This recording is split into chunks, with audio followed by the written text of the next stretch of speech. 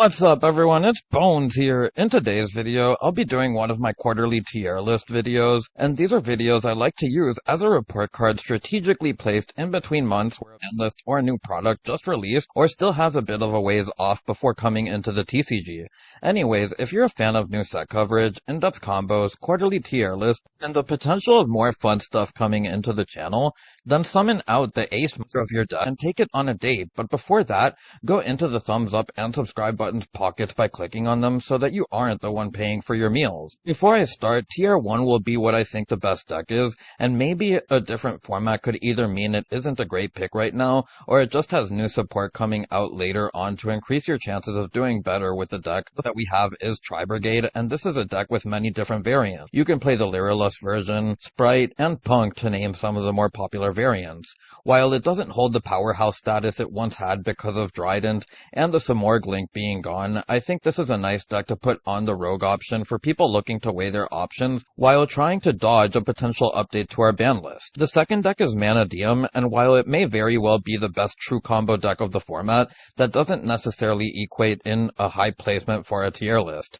Combo decks throwing out their resources and putting everything they have into their board while hoping for some hand traps is a strategy that's slowly becoming worse as Konami continues to print resource-based archetypes or support cards that can just do enough to force combo decks into having more and more follow-up. Losing to Nibiru and Dark Ruler should only be some of the checkmarks that you look for in a combo deck and not the only one. Ash Blossom, Aluber, no, Branded Fusion, it doesn't matter what you want to call it, as long as Ash Blossom remains a thorn in this deck's side, its potential feels like it will be thwarted. Konami continued to print standalone 1 or 2-ofs for the deck that gave the deck alternative options, but also made the deck building kind of wonky.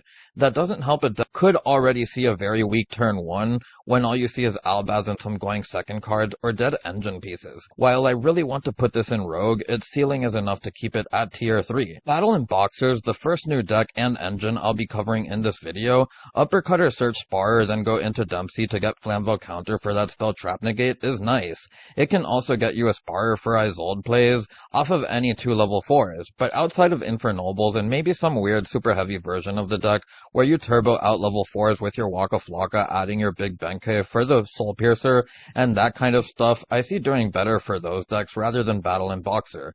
I think the pure Battle and Boxer deck is an interesting but admittedly weaker Rogue deck on this tier list. The pure version has this funny problem where a Bystial and an Imperm on a Dempsey can really ruin your day. Even without the Imperm, cross counter will destroy your Dempsey upon the activation of a Bystial, which can just run over your Dempsey if you don't use it. While you can float into a different Boxer Exceed, it's just not the most favorable position to be in, off an effect that can summon off a beat stick bigger than Dempsey. That said, its straightforward deck building and ability to go first and second is also why I feel putting it at Rogue is fine, even if the format isn't perfect for it. In my last tier list, I knew there was a chance I could be wrong, and I was.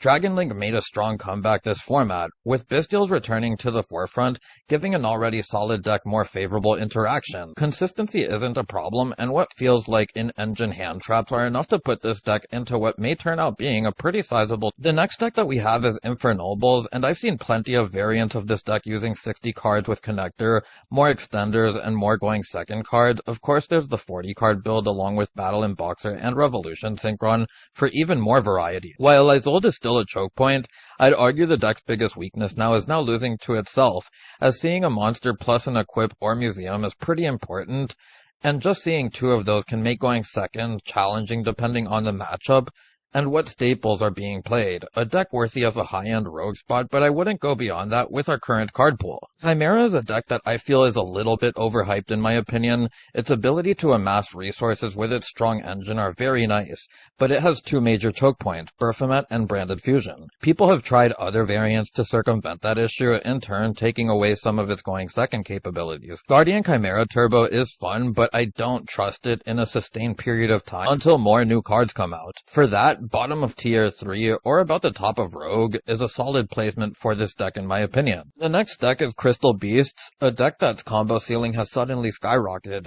With a plethora of consistency cards, the two main weaknesses I see with this deck are the amount of one-ofs and the lack of space for going second card. 60-card builds have been tested to circumvent this, but I feel it defeats the purpose when you have that many consistency cards that you can put into a 40 or 45 card deck. Certain points of your combos are also very fragile, and some combos can also be reliant on your opponent not drawing the one card out. Droll, Dark Ruler, if no set Miracle, and any form of Nib, Lava Golem, and or Sphere Mode come down, you're usually just forced to hold it, leaving me to put this at a higher placement in the rogue spot. The next two decks on this list have a big Arise Heart problem, though both are very decent decks that continue to hold on to their relevancy. That said, I do think Marincess is better equipped for sustained success due to variety and a more consistent theme. Marincess can one-card combo, ABC pieces can't. Despite the big board output compared to Marincess, you're also just as vulnerable to bricking more often as with other combo decks. Because of that, I think it's fair to put Marincess on tier 3, ABC at Rogue.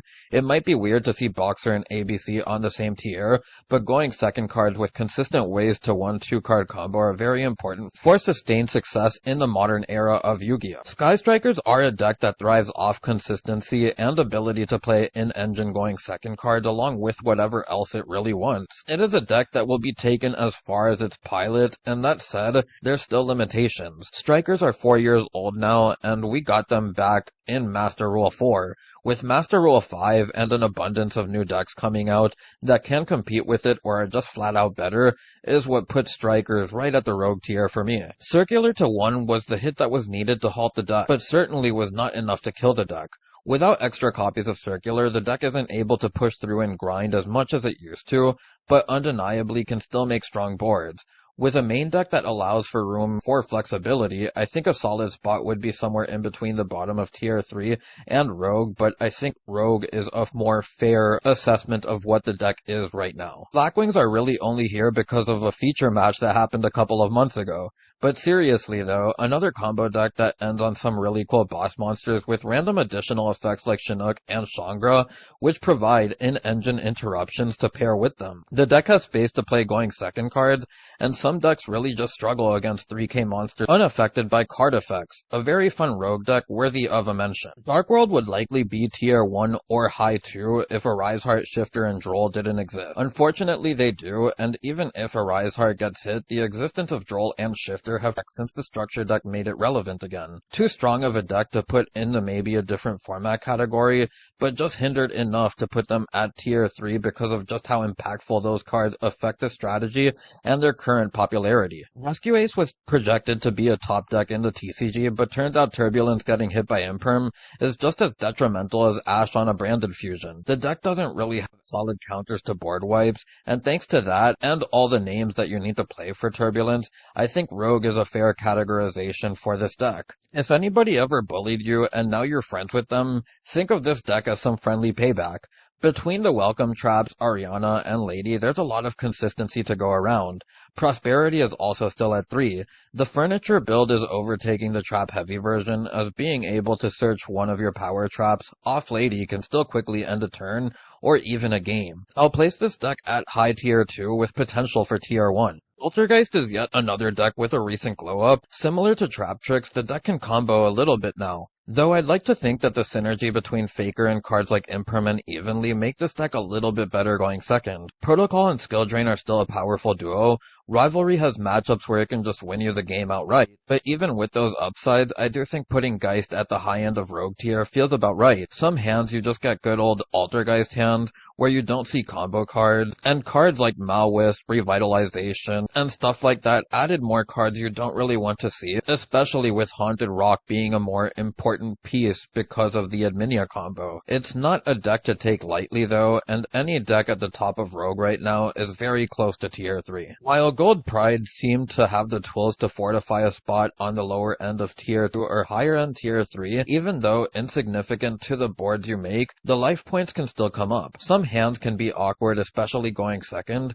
but the release of these last two sets have also introduced a lot of competition for it, which didn't allow this deck to attract the popularity it really needed to give that next push. Vanquish Soul, similar to Sky Striker, is another deck that I believe will really only go as far as its pilot. While easy to play play, and some games can easily be stolen by Shifter or there can be only one, knowing your interactions is still very important with this deck. You won't always have those cards, and matching your opponent's pacing can be where the challenge comes with this deck. I do think that Vanquish Soul is stronger than Strike thanks to the floodgates it can play, which moves them up a tier higher to tier 3. I do think the Synchron Adventure build is stronger, while both decks do have a problem with seeing too many tuners, seeing their Garnets with going second cards, having awkward hands where you have to play into stuff you really don't want to play, but the consistency of the Adventure build is not to be underestimated. Foolish Burial giving you essentially 7 copies of Right, with a deck full of tuners and a space for hand traps, can give a wide variety of options. Having 6 consistency slots like tuning and ready set also make it more likely to level 1 tuner for the Adventure engine. The deck can make game-winning boards and play through interruptions much better. The only thing keeping it out of tier 2 is that the Adventure engine still feels like the best going second stuff it has going for it, outside of hand traps. Arise Heart exists, and what you can play around is entirely dependent on what's in your opening hand. The pure version, on the other hand, is a little bit more vulnerable to interruptions without anything to really wow you for its going second. I think the Rogue category is fair for the pure version, and seeing as not too much changes from the Adventure build outside of the road you take to get to where you want to go. So for this tier list, since it is the better version, I will put the Adventure Synchron deck at tier 3. The next deck is Dinos, recently receiving a ton of support that allows them to keep their relevancy in this tier list. That said, the deck is still Rogue tier. The new cards brought even more versatility to their combos, but the problem of bricking or seeing high-level monsters you don't want to see in hand still remain. Misk is also still a choke point, though there is a way to bring it back now with the Transcend Drake rank 6 that still requires setup. I think Exosisters were another deck that got too much hype for what it really was recently. Shifter Turbo is never terrible, but Ash on Martha can still halt your turns unless you happen to see the cards that allow you to play through it. Returnia and the other trap, I forget the name of it, are a nice combination, but as more decks enter the game, I feel Exosisters become more and more meta-dependent, while also needing blowout cards to keep pace. It's a deck that I just can't see myself playing higher than Rogue. Drytron crumbles to certain popular cards. Bestials, Shifter, Droll, and Arise Heart, its ability to pump out almost any unbreakable board with searchable hand traps still allow this deck to be tier 3, even with those detriments. The deck also has its issues bricking, but should get better over time as we see some of its main counters potentially leave the game. Neos and Heroes are 2 more Rogue decks that I'll just get out of the way at the same time.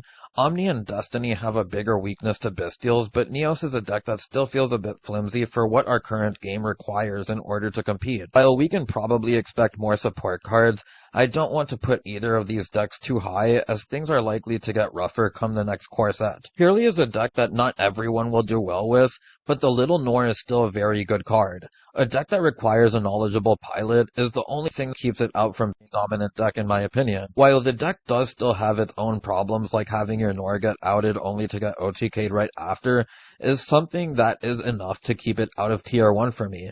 I still think that this deck is tier 2, maybe top end tier 3, depending on how they age. Blue, similar to Drytron, still exists, and do things that make your stomach turn, or they can brick. A deck not to be taken lightly thanks to its multitude of consistency cards and the ability to play Shifter. I think near the bottom end of tier 3. Sprite for Higher Runic is our next tier 2 deck, and not much to say about it besides the fact it takes 2 of the more consistent engines in the game and the ability to get more draws or make even bigger boards off of the For Hire cards, giving the deck an edge over others below it. Sprites give you the negates, while Runic give you cards that you can either set or activate from your hand to disrupt your opponent if there's a fountain on field. There's a reason that this deck has lasted as long as it has. Salamangreat recently just got more support in the Fire set, but the support feels like it's really missing that new rank 4 card, which is really just a Foolish Burial for the Fire types. The day we can send off the Fire statue and revive it off the new Salamangreat trap is the day I think I'll be ready to push it out of the Rogue tier. Rika is a deck that continues to see results as its boards allow them to be a top contender.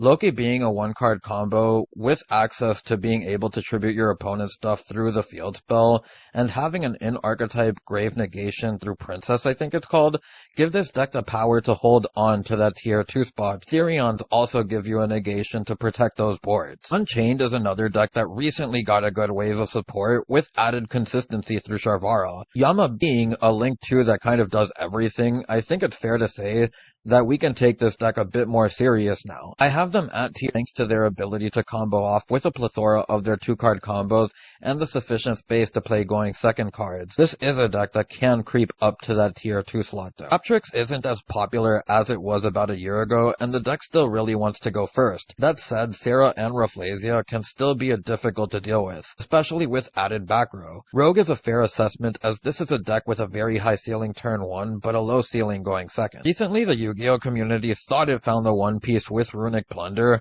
Shortly after, we got more cards, and even more cards after that. A strategy that is still respectable based on today's standards. I still can't see myself placing them anywhere over Rogue, thanks to how easily other decks seem to be able to combo off these days. Kashtira will have what's probably the most controversial spot on this list, but it's something that's also easily explained. I've seen representation for Kashtira fall off more and more, especially with the amount of new strategies that we just got pushed into the game over the last month. I think people are bored of Kashtira, and people don't even like its playstyle to begin with, and I feel it's translating in how many we happen to run into. Still, it's the only tier 1 deck on this list because I do have it as the best deck of this format. If a big event came by tomorrow, I feel Kashtira would be the safe pick, but for this next month, I don't think we have any of those, and with that said, enjoy seeing a lone tier 1 deck with such little representation, as the next time I make a tier list, they might not even be on the map. Swordsoul and Tearlaments have some interesting parallels.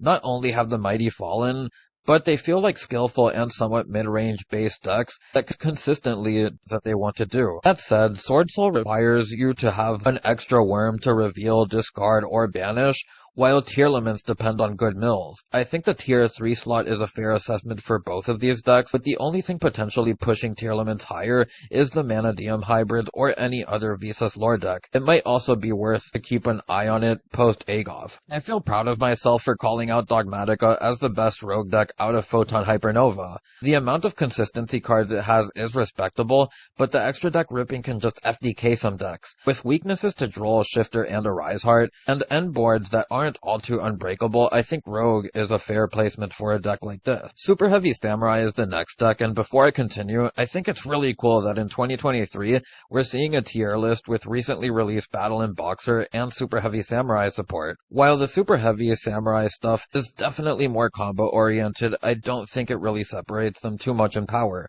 Sure, maybe the Waka Flocka engine is more splashable than Dempsey at this point in time, but the deck still has very real weaknesses to the main problems of this format with Arise Heart, Shifter, and Droll. Its boards are still very capable, but it's not a deck that I can put above Rogue at this point in time. For the final deck, we have Volcanics, another revitalized strategy that truly needed revitalization. Because of just how much future support we're getting for this deck, and how incomplete it currently feels due to that, this will be the only deck that I end up putting in maybe a different format. The Runic version of the deck can get away as a rogue contender, but I feel a lot of Volcanic enjoyers have to be anticipating the new support to potentially help the deck play its standalone strategy. Rank 4, Flame Tongue, even the Diabell Stars seem to potentially breathe new life into this deck as time moves forward, and there's also the Horus cards as well. Anyways, if you made it this far into the video, I'd like to take the time to thank you for watching and for the 600 plus subs. Clicking on those thumbs up and subscribe buttons truly mean a lot in showing your support as I continue to grow my channel, so that we can continue to start working on moderately improving the channel. If you have any thoughts or opinions down below, feel free to share them. It's Bones, signing out.